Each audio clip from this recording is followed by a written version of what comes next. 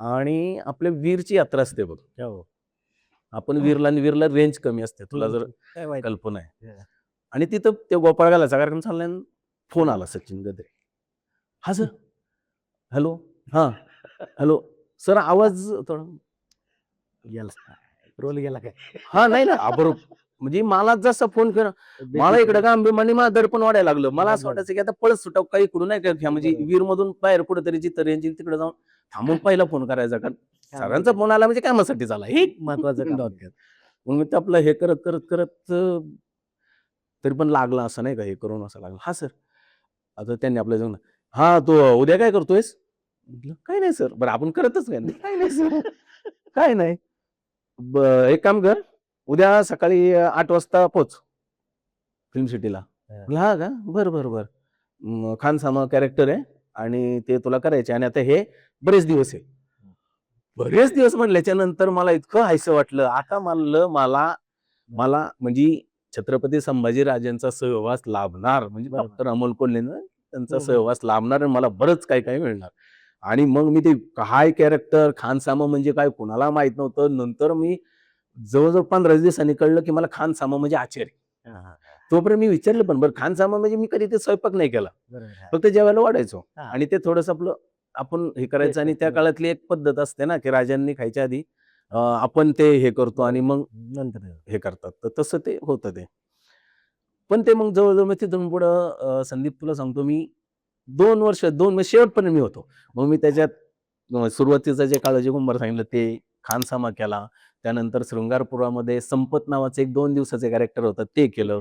त्यानंतर ज्यावेळेस हे छत्रपती संभाजीराजे आणि ते रात्रीचा प्रवास करत असतात.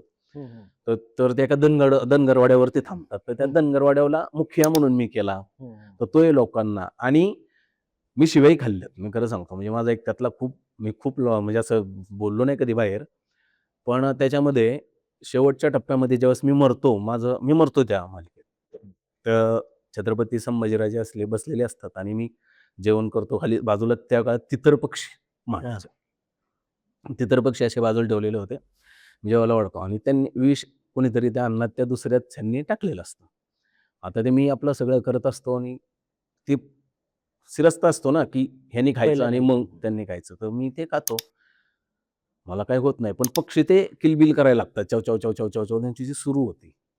ऐकलं मग मला ते लक्षात येतं, की ह्यांनी ओरडा सुरू केलं म्हणजे काहीतरी गोड आहे आणि मी तर आता ते खाल्लेलं आहे. मग राजे खात नाहीत आणि बरोबर राजे मला म्हणतात, की "खानसामा काय होतंय?" कारण मला तोपर्यंत असं जरासं असं फिरायला लागलेलं असतं ना.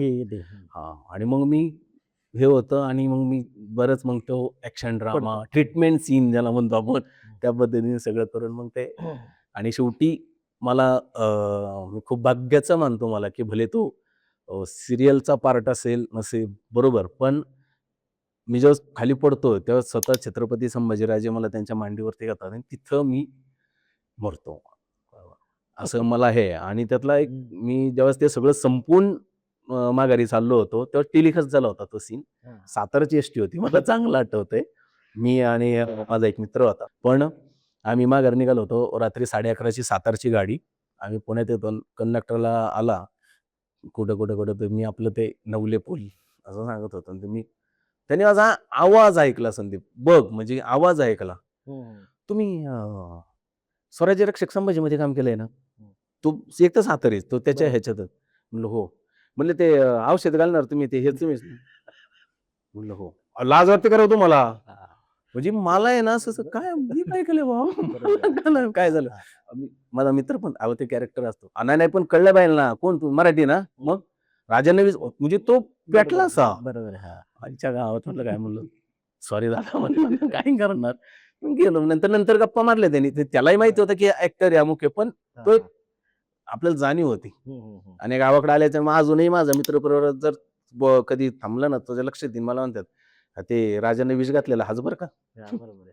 आणि ते म्हणजे कॅरेक्टर एवढं चांगलं हे केलं होतं तुम्ही ते. त्याचं. चांगलं झालं म्हणजे मला त्या मालिकेने एक प्रकारे ओळख दिली आणि जगदंब क्रिएशन डॉक्टर अमोल कोल्हेंनी कारण